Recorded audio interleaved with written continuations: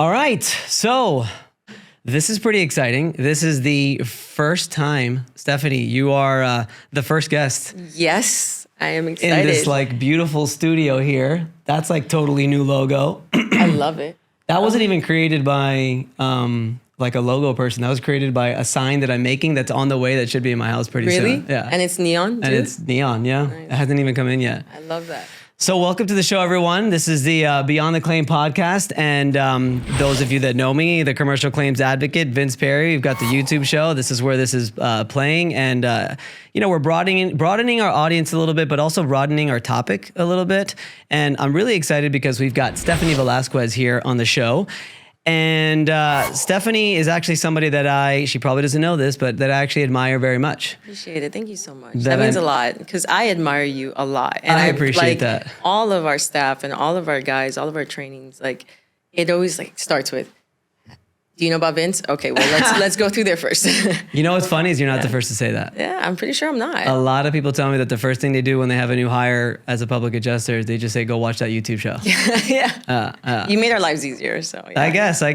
Well, now what I do is we have all the courses, and anybody that comes on, like either purchases the courses or joins the mastermind, they get access to all the courses. And I tell them what it is basically maybe not for you to watch, but for any new public adjuster, any new admin, anybody, just put them through the courses, because that's what I do. Yeah, absolutely. I put all the new public adjusters that come in and all the new admins, I say, watch this for a week. 100%. I said, you're going to get sick of looking at my face for a week, but at least you'll understand the claims process, you know?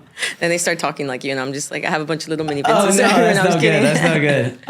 Steffany Velasquez, you are the owner of Preferred Claim Solutions. Welcome to the show. Thank you for coming on. No, thank you for having me. I'm super excited. I think I've never really done podcasts. So for me, this is obviously new. Yeah. But I love having conversations with people. And sometimes I always tell like all of us, my little circle of people, I'm always like, and if the cameras were rolling right now, these conversations would change so many people's perspective, not just of what we do, but how much bigger it is than just claims and people. And it's a lot. No, I agree. When you have like good, nice conversations with people, some of the things that are said are just gold sometimes, you 100%, know? yeah. So it's good to sit down with people. Sure. I mean, even us, you and I have known each other for quite a while, but we've never really sat down and had a conversation, you know? That's why I'm excited. I know. Because I'm like, okay, there's going to be some really cool stuff that we're going to be able to talk about, because our markets are obviously more or less the same. But I think that there's so much more beyond just what we do that benefits business people and business women, businessmen, just in general. And I'm super excited. Are you talking about just the public adjuster, or are you talking about like running a public adjusting firm? Running a firm, running a regular company. I mean, I just did a women's event on last week for International Women's Day. And we had, social media influencers. Girls have like millions of followers. And we also had people who own stores, who own, beauty things and all these other different businesses that when you have the right foundation and the practicality of how to do things, and like we were talking about a little bit earlier, that entrepreneur spirit of just like, let's just throw it to the wall and see what sticks.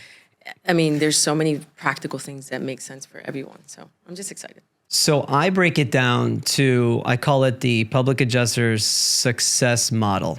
Okay. And I draw a four quadrant. Okay. And on each quadrant, I put one of them is sales and marketing. The other one is systems and operations. The other one is leadership and mindset. And then the last one is claims.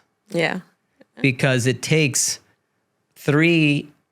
all four of those things to be not only a successful business person, not only a successful entrepreneur, but to just be a successful, normal public adjuster running 100%. around trying to get it. 100%, especially in the times that we're in right now as a PA. Yeah. You need to have that foundation, because if you don't, you're not going to get referrals. You're not going to get anybody else. You're not going to have relationships and connections. And that's the most important when you're dealing with even a client or a consumer, is having that relationship and connection. You mentioned that in the questionnaire that you did for me. I appreciate that. Sure. Like you feel like your main marketing tactic and the most important is building relationships and networking and stuff. Without a doubt. We did our numbers, I want to say maybe a year or two ago. So we went down through all the like percentages and statistics and everything like that. And 74% of our clientele was based off of just referrals. Wow, that's a lot. That's amazing. It's a huge number. Yeah. Like it was shocking to me. And when I sat down with our director of operations, Nick, which you know, I was like, that's not real. There's no way. I'm like, we do door knock, we do everything. But that in itself made us really target, okay, well, we're going to shift from doing this kind of marketing to just focusing on what's actually been working. But you have to audit your company in order to do that. You know? Metrics are so important. 100%, for sure. Well, that's how you scale a company, though. Absolutely. It's the only way. But it wasn't taught. Like it was never taught. We had a very prehistoric, you know, understanding of how to pick up work and how to multiply and just this worked before, so we're going to do this. You know, home shows worked before. 10 years ago, we used to do home shows all the time. And again, it was just like, okay, well, it works. So we're going to do it, or we're going to do cold calls, or we're going to do this, and we're going to do door knocking.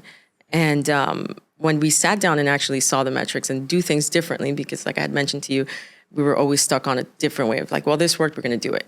When we sat down and actually got organized and felt a little bit more corporate rather than like mom and pop shop, that's when I was like, oh, this is why people take forever to scale, because they don't do that.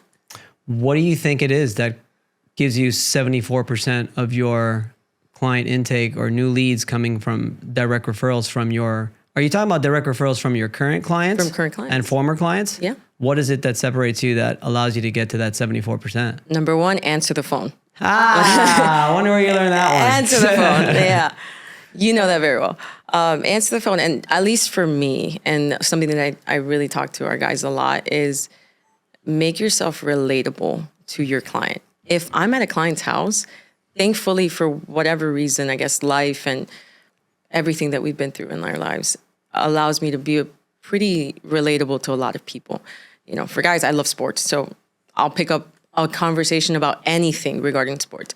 For women, I have kids. So I see, you know, kids' shoes lying around or a tricycle or this. And you just start building a connection like, oh, I do. I have a daughter too, or I have a son, or I have a sister, or, oh, you lost someone recently. So did I, you know, or you go to church. Hey, pray for me because I need it. So might as well, you're a pastor. Great. You know, just shoot some of that love over here. Right. Like, and just like that, just being able to build off of just little small things, because you're not going to build an immediate relationship and connection with somebody.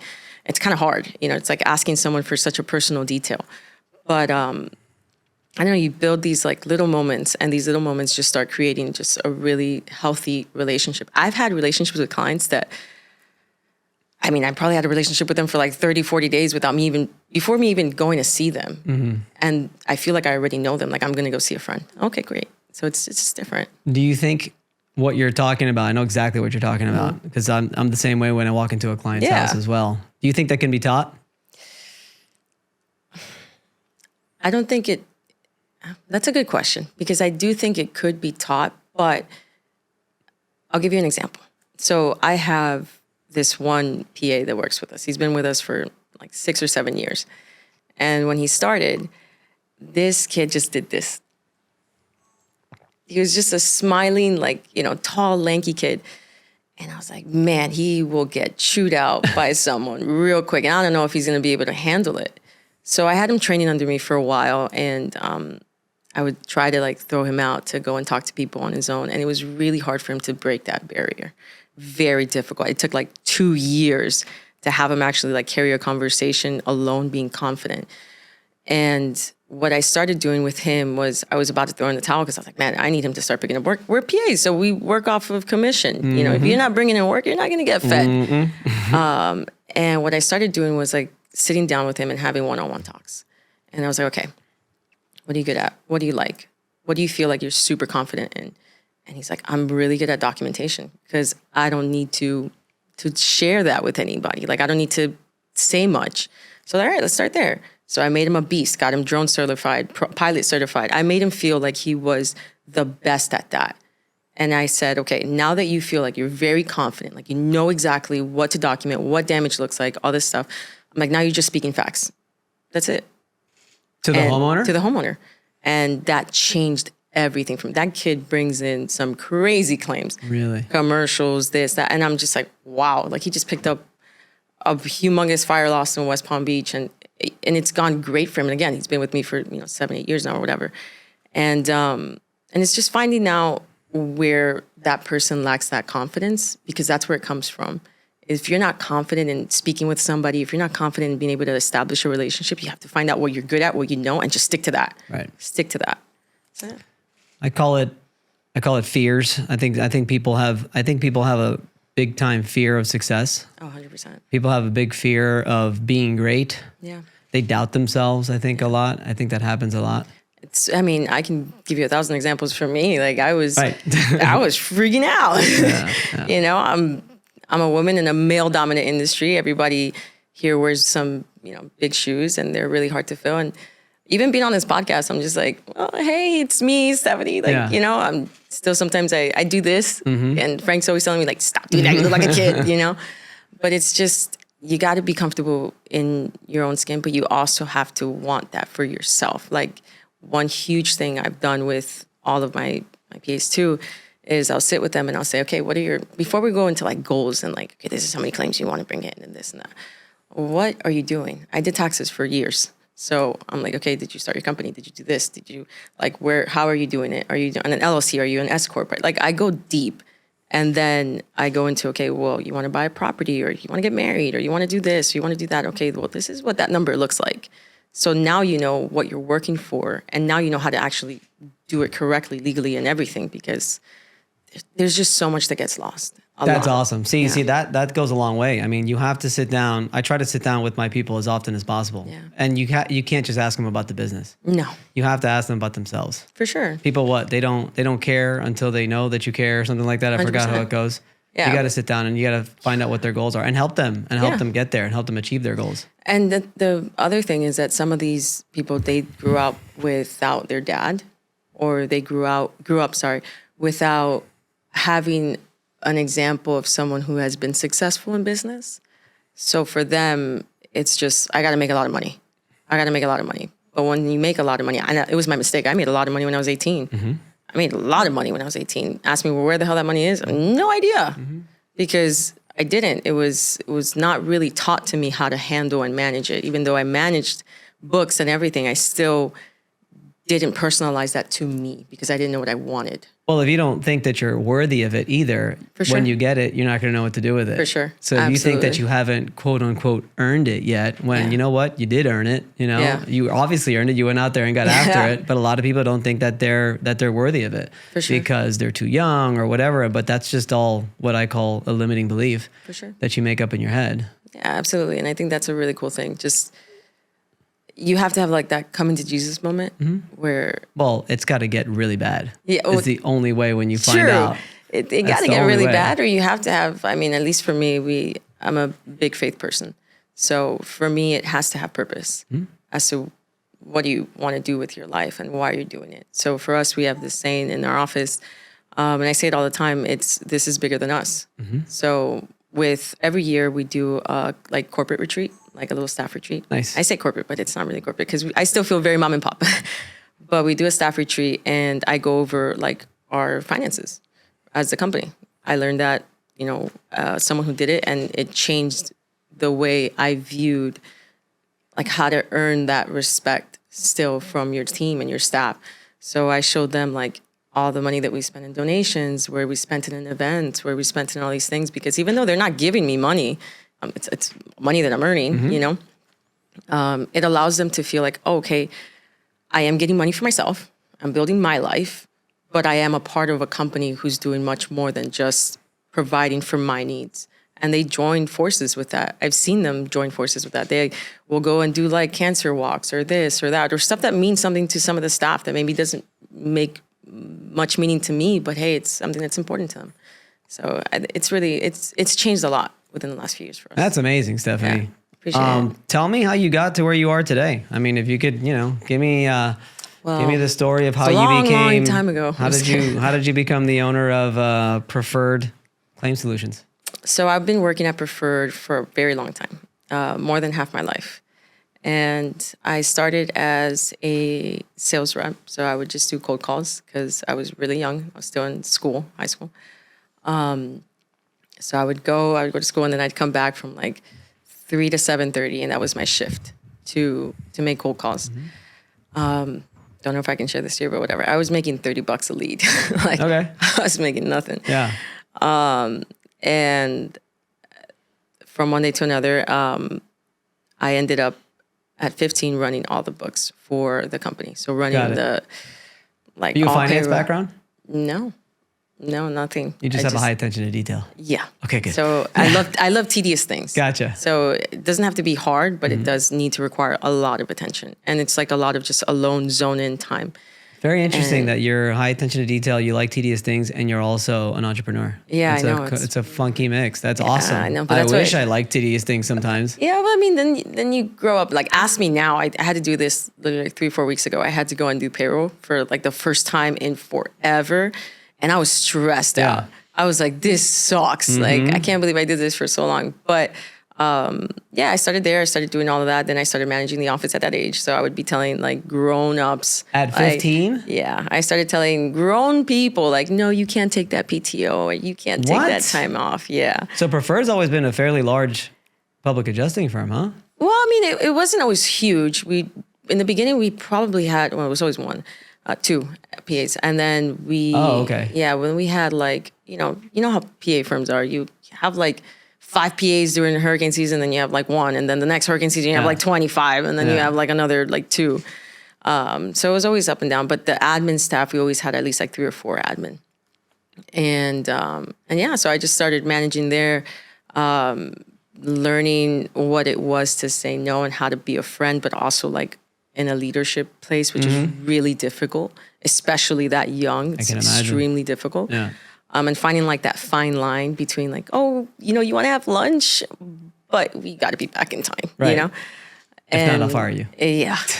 Can't go too far. And there was no Uber Eats at that time. Right.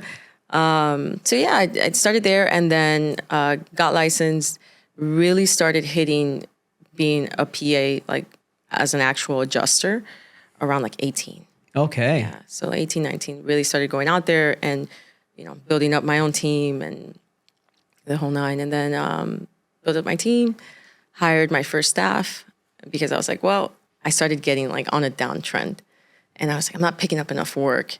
And I was also door knocking alone, which is not safe. It's always the pressure of being a PA though, is like 100%. you gotta get your quota. 100%. Your 5, 10. At least something. My goal is like, look, if I got a minimum of 5, I'm good to go. 5 a month, but if I didn't hit it for a month, man, that's when like the sweat start. 2-3 months later, you're gonna struggle. I once went on was it 3 week? Was it the 3 week or the 2 month? I don't know. I went on a 2-month backpacking trip with my wife. Oh, sweet. And I didn't sign a single claim for 2 months. Of course. And while I was on vacation, I was banking. Like the checks were rolling in, and my partner Rich was just literally going to the bank every other day, depositing more and more you're fees. Doing great. Chilling. Look at you. And then I got back, and even when I got back, I was fine. And then like a month after, it's always that 3 I was months. like, "What's going on?"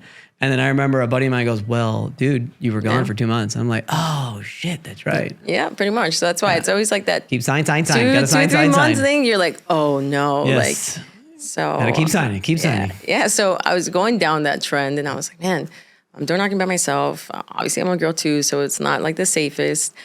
And I pulled from my savings, and I was like, I gotta hire somebody. I have to hire somebody to motivate me. That was like my mindset. It was a really weird place.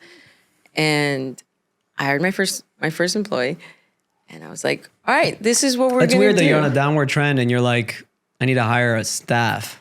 Because it would push me to, it was kind of like, it wasn't because you needed the help on the inside. No. It was just to push you. Yeah, it was to push me. It was to make me feel like I was responsible for something other than myself.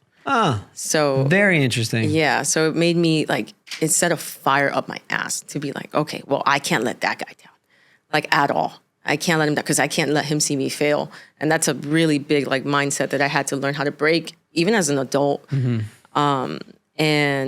So I just kept going in, and after that, like it soared. Like I started, picking up more work, and obviously picking up more work with my hire, and door knocking with them, and then having that motivate you too, because when you're like, okay, I'm going to do my schedule, and I'm going to door knock from this time to this time, and I'm going to cold call from this time to this time. When it's just on you, you're like, oh, but I feel so tired today. Mm-hmm. Or like, oh, well, it's raining. I don't know if I should go out. But when you know that someone's going to show up at the office and wait for you and be like, hey, I'm here. Yeah, like I'm here. Then you're like, crap, I have to go. So that was kind of what happened. And then we opened up a few other offices, and I started running those on my own. Then I partnered with Nick, and because he's been with us for like 10 years. Partnered up with him. We opened up a little like office close by our other office, but it was a project. It was like we didn't really know what it was because we're like, hey, you know, me and you kind of like work together in the same way. And we used to do home shows and everything like that together. And I was like, what do you think if we like kind of build a team and we change the company culture that we have? But we're not going to do it in the main office, but we can build another office and see if that works.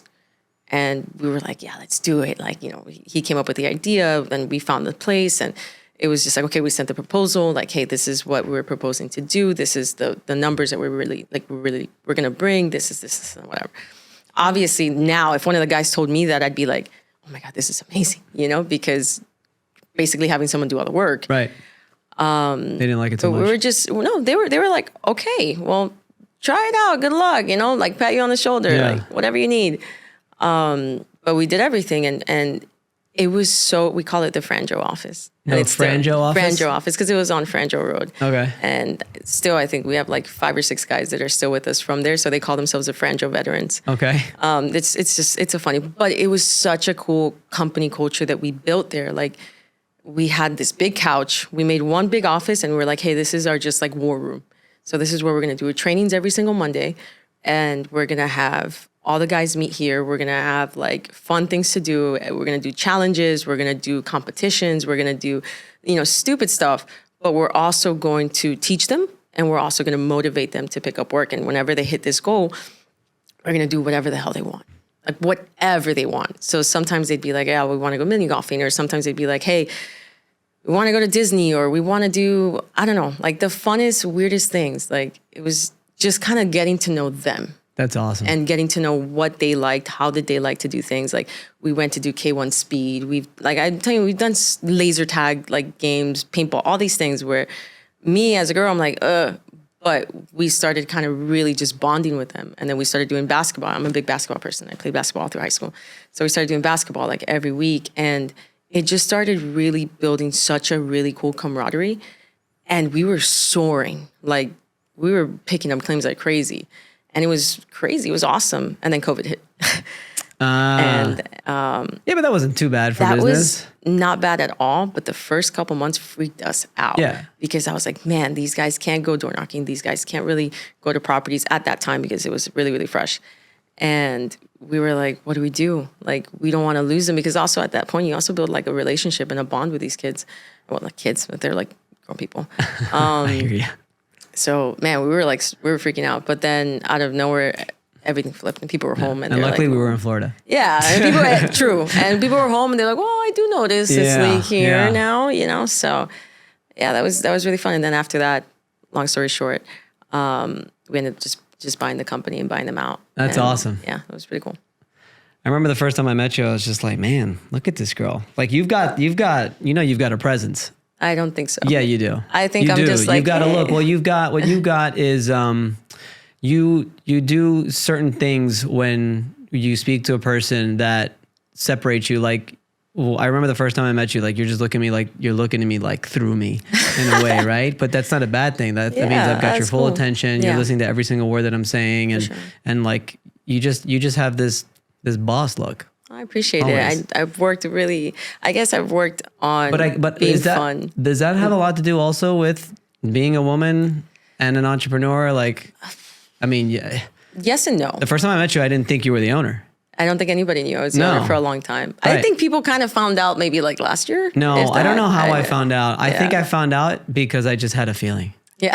I swear. Really? Yeah. It was like this weird thing where I was talking to you and we were talking and you were with, what's his name?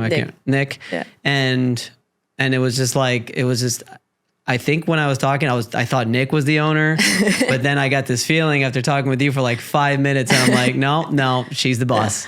Oh, funny. No, I think it does have to do a lot with being a woman for sure, because you feel like you can't be super friendly and you can't be like super outgoing, because at least for me, this is things that I've learned to break down over years. Like, when I was really young and I was going to people's houses, I would always like lower my voice and not be like super perky and this, because they would think I'm very young and I didn't know what I was talking about. Or I would have to dress like, a little bit like not just regular jeans and like a regular polo. I would have to like, wear a nice logo, a nice button down, like, and it was little things that you had to break down as a woman. And I know because I talked to other women who are in our field and Leaders too. leaders. Yeah. Like, Not forget our field, but also if you talk to other business leaders. correct. You feel like you have to put on this persona of like, take me serious. But I think you have to, right? If not, For sure, you do. But I think that maybe I'm not saying that you should. No, but you have no choice. you have to. That's my point. I can't even imagine what it's like. But at the same time, I feel like you have to give a little bit of yourself. Like No, I for can sure. give all my attention to somebody Yeah. and I can sit down and talk to someone throughout the entire conversation, but you're going to feel a little bit of me. Like I will get vulnerable with anyone. If For I sure. feel a little bit of vulnerability, I'll give it because that's where I can kind of start creating my relationship and connection with. But I certain also people. think you're probably a lot more no bullshit Oh yeah. than a lot of other people. I So mean, like my yeah. wife just went and by the way, literally congratulations. I don't even know if I should just be saying this, but she just got this like amazing job. That's awesome. Oh, it's a pharmacist. Cool. She's the breadwinner. Yeah, let's do it. She's a leader. She was in the Marine Corps. I mean, Awesome. she's like, Wow. I mean, Jesus. Yeah. I thanks for her lucked out with service, that huh? one. Yeah. For sure. She's great. But, she had to have these interviews for, I'm talking, it's the big leagues. Yeah. And the CEO and the general manager, whoever the right hand, and then the person below that, all women. That's what's up. So I actually told her because not that I obviously don't know from experience, but I've just listened to like a lot of different podcasts, stuff like that, and different people talk about like little things like, it's 10 o'clock at night, you're leaving the office. Yeah. For a woman, that's different going to your car 100%. than like a man, right? So I told her, and obviously she already knew this, but I'm just like get ready. Yeah. Those interviews are going to be, and there was one man that interviewed and she's like, that was a cakewalk. I said, of course. I said, because it's just different. Like Yeah. you guys are like ultimately to get to your position, like you're Teflon. Yeah. So also when you deal with men, because mainly a lot of our PAs are mostly guys, the girls are mainly like the admin. I have some guy admin too. Actually more like now, but before it was That's mainly awesome. girls. That's Yeah, so no, backwards. for sure. But like before it was mainly girls, and then the PAs were mainly guys. So I had to deal with all the guys because I was too stern and too direct and too like no BS with the girls that I was scaring them. And it wasn't like a good thing because I felt bad because I was Yeah. like, I'm a girl's girl, but You felt that you had at to work, be a my way. hat is different, So I had to have Vanessa. I was like, hey, you're going to be the chief of staff here. Like, because you know how to deal with girls a lot better than I do. And You're so used to having to deal with men. I would sit down with a guy and be like, cut What this the shit fuck? out. Yeah. Like, I don't care. I don't care if you had a flat tire. Like, you got to figure it out. Like, I'm not your mom, but I am going to tell you, like, you can't call me with the problem. Call me with how we're going to figure this out. Hey, this happened, but I'm doing this. I'm doing it. All right, cool, great. I don't care. But See, where everything I else is- always, and no longer, but I always took the more friendly approach. Yeah. Let's be cool. And I learned from my mistakes to not do that. And I've had to go backwards because I'm assuming that's probably one of the big differences. It is. And then I think you... Like they just put me in a leader. Like I've always just been like, here, they're like, Vince, be a leader. Here, be the manager. Yeah. Here, take control. And I was always like, but why? I don't understand why. Because everybody likes you. Right. But I'm assuming, right, for a woman, like you got to fucking earn that shit. You do. And then again, when you deal with guys, it's super different because you can't be... You kind of almost have to be sometimes like their mom, but in like the non-loving way, just more of like, hey, you didn't get this done. Like, go to timeout, like, hey, you're staying all night. Like I would do estimate nights at our office and I was like, we're all staying here until all of this is done. And I will sit here with you. And I've sat in the office till like 3, 4 in the morning and I'll be doing my own stuff. And I'm like, oh, you're not done. I don't care. You're not done. I'll buy everybody food. Don't get me wrong. I'll make it fun. Like I'll buy everybody food. We'll put on music, whatever. I have like this whole wing where we just zone in. We'll put like all the tables there and I'll put whatever music you want. I don't care. I'll have my own headphones on, but I'll buy like 1,000 chicken nuggets or whatever it is that they feel like eating. And I'll let them decide, like, okay, we want this or we want that. Cool, all right. Hey, in an hour, if you guys finish X amount, like, I'm getting everybody McFlurries. All right, cool, great. And it's just kind of doing that, but it's like, you're not leaving until your stuff is done. Like, we're not out. And I'm staying here too. Right. You know, so it's different. You got to learn. Where do you think you get it from? My dad. My dad and both my mom. My mom is a businesswoman. My dad is too. But my dad used to, like, we would have this thing that every Saturday we had to clean the house, like, heavy. And I'm talking about, like... Because your mom made you guys do it? My mom was great, but, like, my dad... Oh, your dad made you do it. Yeah, he was like, you're not going out on a Saturday unless this house is spectacular. Right. So I would have, like, toothbrushes, and I would be cleaning the baseboards. Like, he was very detailed with everything. I just remember the conversation we had the other day about my baby. Yeah. That's fine. Keep going. It's Sorry. true, though. Hey, you gotta be tough, man. You gotta be tough. And, you know, that he was very, until this day, he's very just like a sharpshooter in every single thing he does. But he was also able to show you love. Yeah, of course. That's his role. What did I tell you the other day? What is it? The old movie, the Robert De Niro movie that asks, is it better to be loved or to be feared? And I say, why can't you be both? Yeah, and then I gave you the Michael Scott version, which is like, yes. I want people to fear how much they love me. I think it is. Be scared of how much they love me. Yeah, so did he always push you to my just dad be better? He always did that. I mean, he really was big. I mean, he comes from Colombia, so he immigrated here, and he had to work really hard to get anything that we got. And so did my mom. My mom's first office was in our kitchen. And I look up to them a lot. And I know people are like, oh, I look up to my parents. But no, like, these people are hands down ultimate G's because they had 4 kids. And they went through so much. I had a brother, and he was the oldest out of all of us. And my brother had a lot of, like, health problems. And, you know, we were always in and out of the hospitals.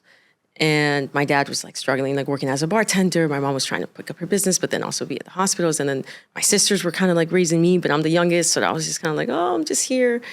And they had to, like, they put everything into our house. You know, that was, like, their biggest asset. Like, many people, especially Hispanics, like, that's their biggest asset. And it's like, buy a house, go to school. Like, go to school, buy a house. You know, go to school, get married, buy a house. And my brother passed when he was 18. So we were really young. I was, like, 10. And it kind of just spun, like, everyone around. And still to see them, like, hey, we got to make this work and make this happen and still push our kids forward and still show that there's hope in whatever chaos we're dealing with.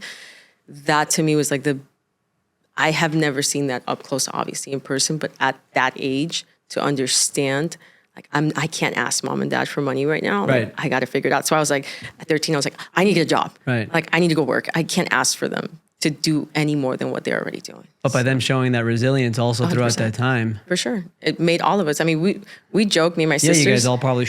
Yeah, me and my sisters joke. We're like, our dad kind of raised us like guys, you know, because we're all very like, bah, bah, bah. My sister's an attorney. My other one has like another business, and she just runs the show wherever she goes. Like my sister Vanessa, she runs the show anywhere. Like, you tell her, hey, I need to do this, and she would just make everything happen, and not just a monster, so on her own. But yeah, so it's cool. That's awesome. That's awesome. Yeah. Man, this podcast really took a turn. Yeah. It's fantastic. Well, you mentioned, if I could bring it back to the business a little bit, you mentioned, let's talk about the industry. How are you feeling? How are you feeling about the public adjusting industry these days? It's definitely not what it was. Bro. Like, at all. You've been in it for a while, like I have. I mean, I've been in it since 2009. Yeah. Yeah, you've been in it. You went through that 10-year drought that we had. I did. No, but I was actually reopening Wilma claims because it was 5 years back then. Yeah, it was 5 years. But then we didn't have anything really. Until 2017. Until 2017. Until Irma. So that was a long time. Yeah. And that was a big drought for us because even those 5-year Wilma claims, we were getting them denied like all the time. The last, like, you know, filing them like at year 5. I wasn't signing new Wilma claims. Oh, That's the thing that kind of surprised me about the Irma situation is because I was signing reopens. Okay. So I would go door knock, and if I saw a tarp or I would just knock on the door and ask them, did you file a claim? For sure, yeah. If they said no, then I think I wouldn't really do much. Yeah. If they said yes, then I said, you know, were you satisfied with your payment? For sure. And there's like, no, I didn't get enough. And then I would reopen the claim and I would get them more. Where it got a little funky for me, which it's fine. I mean, I've signed claims now that have been that's date of losses obviously has been a while. But I remember I had started the YouTube channel in 2020, and I think it was still Irma was still 5 years, right? No, 3. It was 3. 3. Irma was 3. They changed it with Irma. So Irma was 2017 September. I think I started the YouTube 2020 was the channel last one, yeah. 2020, maybe end of 19. I don't remember. And as you know, it started to get a little traction, I would get messages, and I remember starting to get messages like, "Hey, you know, how should I file this claim, or what should I do?" And I'm like, "But you're filing an Irma claim now, a new claim?" I'm like, "How do you know that damage is from there?" And he's just like, "Well, that's just the last storm date." And I'm like, "Oh, great." Anyway, you know. Yeah, but I think that for sure the industry's changed. Our landscape has changed. The consumers have changed. Which I think that's the biggest turn for us. Obviously, legally, it's changed on the rules and the things that they're trying to put on us.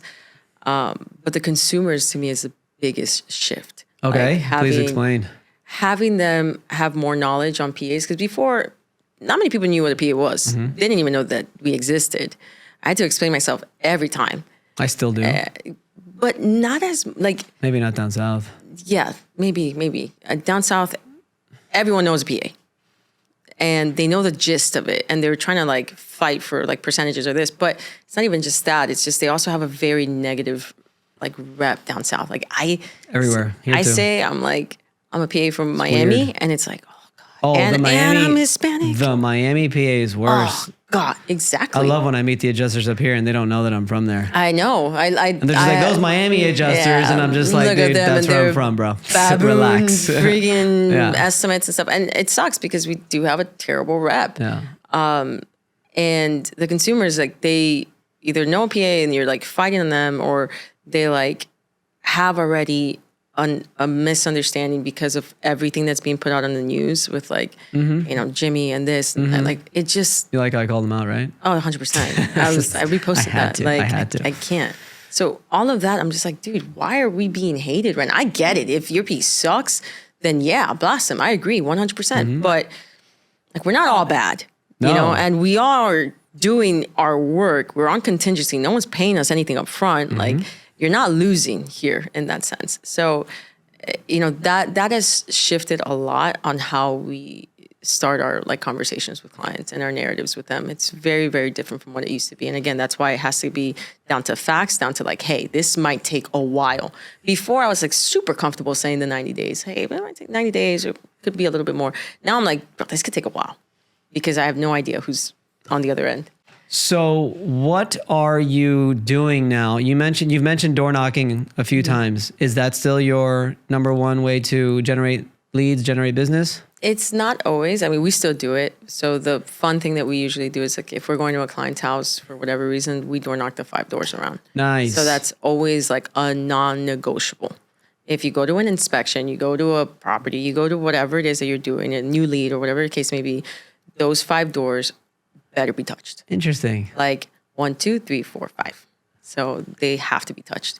And that's helped a lot always because, hey, I'm dealing with Joe Schmo, your neighbor, we're helping them. We're in this part of the process. Is there anything we can help you with? Are you dealing with this, that, whatever? And then again, it's just referrals. That's amazing. One thing I do for a lot of our commercial properties, since I've been doing this for a great amount of time, and thankfully, I have those book of businesses, and some of them I actually worked myself, which is great. Before hurricane season, we do this hurricane preparedness package. So we'll go and we'll take free drone shots of their buildings or their properties or whatever. And I have little USBs with PCS and everything. I'm like, hey, I'm going to give this one to you, and I'm going to take a copy. So if something does happen, because the hardest thing as a PA, and we both know, is proving that damage wasn't there before. So I'm like, hey, if something happens, this is your copy. If you lose it, if your property managers switch up or whatever, I have a hard copy. So storm comes, I'll come back out, I'll do the comparison, and we'll see whether or not this is worth filing. That's awesome. How big is your team now? It fluctuates, but it's between 20 to 25. And then during storm season, we go up a lot more because we start hiring just people just to help with submitting, or hiring with just scheduling, or hiring with part-time, or just more adjusters because I need the help. How many adjusters you got? 12. 12? Yeah, 12 that are solid with us. And then that number, like I said, during hurricane season or heavy seasons, it fluctuates a little bit more. We get like maybe like 8 more. But we have like those on reserves. But the 12, they're my team. They're my people. And the adjusters are basically also your sales team as well, correct? Yeah. Okay. And how's the org chart look? What do you mean? Like, how do you have the organization of, I mean, obviously you're at the top, right? Yeah. Like, how much help do you have as far as the So operations? there's a lot of people that I rely on. And I think that the biggest thing for me is, thank God I have my team. Because Yeah. I would lose it. I would friggin' lose it. It's me, then it's Nick. He runs most of the offices that are out of state. He deals with all of our third parties or anything like that maybe we're like working with. He deals with the structure of the administration, but he has under him all like the admin. So we have like key players that run like our DE positions, key players that run our intake position, key players that run our first 14-day, process, which is like a pain in the butt. Then we have our estimating department that they have their 30-day like window of getting all this stuff done. So there's like 3 or 4 people that we have in our estimating department. Then after that, it's just like the department heads. We have the appraisal department head, the legal department head, but we don't do legal, but it's just to help clients have an understanding of, hey, this is where your claim is at, or hey, look, we can help connect you in whatever way we need to. Mediations, depots, all that scheduling stuff. Then we have the estimating department, the front desk, which is kind of like we call Jose like the man. Okay. So we're like the man's desk because he's just a G. He's amazing. So he runs like all of the submissions, sending out welcome letters, talking to all of our clients, doing the intake. He has somebody who helps him out with all that stuff. Then we have the finance department, and then we have the department head for that. So there's a few things. I don't know if I'm missing anything. That's amazing. Yeah. But it's been pretty fun. That's awesome. Yeah. What's next for Preferred? Where do you see Preferred 1 year from now? That's a great question, man, because me and Nick sit down all the time and we always feel like we're like behind. Like we always feel like we're massively behind and we're like, bro, we got to do this and we got to do that and like we're like putting so much pressure on ourselves. And then when we sit down and we talk to other people, they're like, wow, you guys are like over here. Well, and I'm like, what? Well, you like, are. But that's what is, oh my goodness, from strategic coach Dan Sullivan, he calls it the gap in the gain, that we're always in the gap. Yeah. For some reason, like we're always in the gap. So I know you feel like you're behind, but most entrepreneurs, they're sort of like always thinking about what they haven't done yet, thinking what they haven't accomplished yet. And it just, makes you feel like you haven't done anything, makes you depressed or whatever, when you should be looking at the gain, which is what you've been able to accomplish. For sure. I think, I don't know. I can't really answer that because I feel like we've still have so much to do, but one of the coolest things that I see that we've been doing is we've really been reaching out to a lot of people within our network and kind of just joining forces with them, teaching them. Like I have a conference call next week with a PA that we met at the masterclass, and she's like, hey, I just want to know like your systems. And I'm like, cool. Like, I'll teach you. I'm not gonna charge you. I'll teach you. Good. Like it. Well, we need each other, man. Yeah, that's we why I need started each the other. YouTube channel. It's so It was a weird important. thing that like, I remember people would always ask me, oh, you're a public adjuster. Do you know this person? I'm like, no, we don't know each other. Vince, if I had known your stuff, I mean, if you had done this when I started, it would have been a breath of fresh air. Yeah. Like, I remember going on my first roof, and number one, I was freaking out. But I still didn't have so much of the basic knowledge at all. And it's just, I told him, like, man, people just learn. Like, it's there. Before, we had nothing. I had to figure out how to learn what the hell I was That's why doing. I started it. By just asking the FAs, the appraisers. I was like, hey, do you want to teach me, like, what does this mean? Like, or how did you write that in the estimate? Or like, it was a lot of just learning, falling, failing, looking like a dumbass sometimes. And as a girl, it's even harder. Right. Because I'm just like, I'm telling this grown man, you got problems with your roof or you got problems with your plumbing. Like, and they're just staring at me like, okay. Like, do you really know? Yeah. Are you sure? And I'm just there like staring dead at his soul. Right. And if you have this knowledge and this information, it's really important, man. My first year, I never disclosed the company that I work for because it was a disaster. And it was a disaster. Like it was that. It's like, dude, go sign claims. I'm like, I don't know what I'm doing. Just sign them. And since luckily I'm a hell of a salesman, so I was bringing them in. I mean, we had a board. I don't know if you guys have that, but we had a board, sign claims. I have like 5, man. And there was just one guy, man, that I was just always just trying, what was his name? It doesn't matter, but we were like always competing. And I mean, back then I was doing those reopens. I must have been bringing in 10 to 20 a month. Damn, that must have felt great. And I ended up leaving. I didn't get paid for any of them. Can you do that? Like, no help, no nothing. And I was an apprentice. That's rough. There was like the first year. It was the first year. My first year was the first year of The Apprentice, 2009. And it was a year back then. Nobody really knew the rules. So I was signing claims myself, but it wasn't by we were doing anything wrong. And then, as soon as my year was up, he goes, here, sign this. And I'm like, what's this? And he's like, just sign it. And I'm like, well, I got to take it back so I can read it. He's like, yeah, no problem. And it was a non-compete. And everybody I showed it to, they're like, oh, no, you do not. You're stuck with them for like 5 years. So then I left, and then I went to Key Biscayne Claim Adjusters, and then Rich. I mean, he was just amazing. Like, he was just a mentor to me. And then that kind of is like sort of what led to the YouTube channel, where it's like, I want to be Richard, not Rich. I want to be Richard for everyone because everyone has that story. For sure.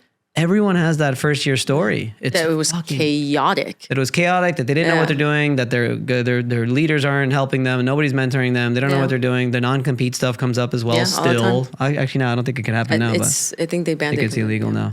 So, that was the whole purpose of that. And it worked out. It worked out, for sure. Steffany, we are out of time. I do appreciate your time, though. For sure. Thank you so much. I actually learned a lot more about you than I knew before. Oh, that's what I wanted. I think this is the biggest point of doing these things, like even outside of obviously the super dope setup, because it's amazing. Super dope. And Transcend, I felt like, shout out to you. I was supposed to give a shout out in the beginning and I didn't.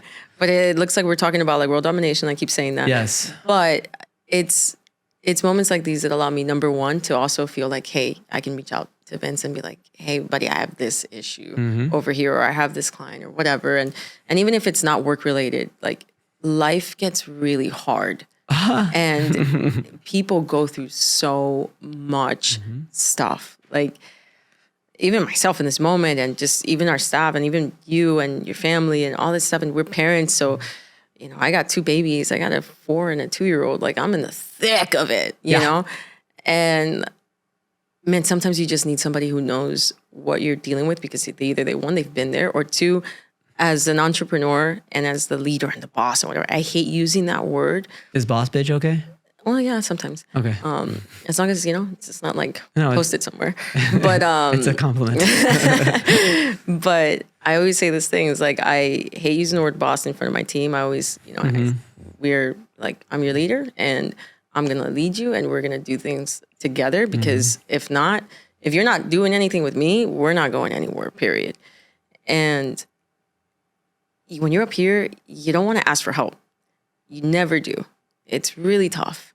So if you have a really strong, like, small circle and people that you can rely on, and another like entrepreneur, sometimes it's just like, yo, I need to vent because today was absolute chaos. And nobody understands. And no one gets it. No one gets it. No one gets it. Yeah. So this is super healthy, super important. I love it. That's why I'm like super excited to be Sometimes I think like when some family members still think that I don't really do much. Yeah, for sure. It's like a weird thing. No, 100%. But you're not clocking in and clocking out. It's like, I have some family that works for me, and they they're think like, you don't do anything. Hey, like, are you going to go to the gym? I'm like, it's 11. I'm like, wait, get your ass to work. Like, but come back like at 8:30 when the kids are down, I'm down. We'll go work out. Steffany, we have to end with your event. I'd like for you to talk about it. Try to promote it as much as you can, and also how people can get in touch with you, and and especially public adjusters who are looking for some advice and stuff. For sure. So we have our event, Ritmo Social. It's at the Hard Rock Stadium.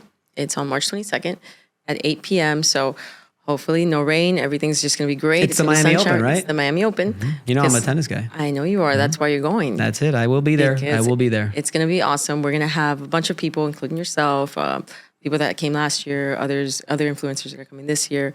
We have Matt who's going as well. Nice. Last year I had Matt Mulholland dance. Hopefully I get him to do it again. I'm not going. It's okay. Okay.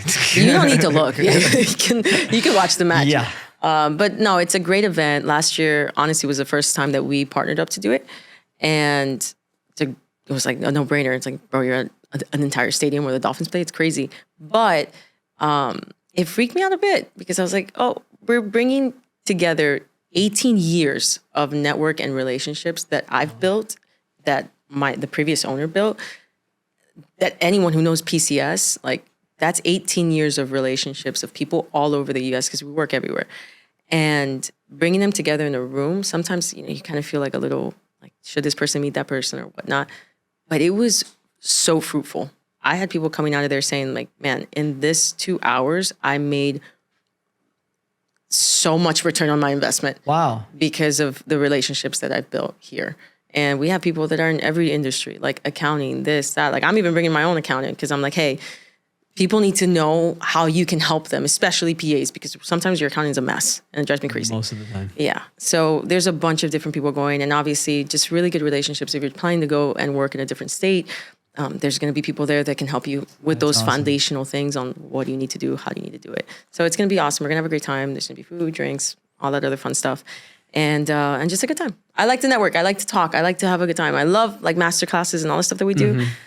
But the networking is the part that I love the most because you actually get real with people. Yeah. So it's been fun. Well, Steffany, thanks again. I really appreciate your time. No, thank you so much for inviting me. It's been a pleasure. We got to do it again. And you were the first. I know. I'm the first. Yes. All right. Thank you guys. We'll see you next week. See ya.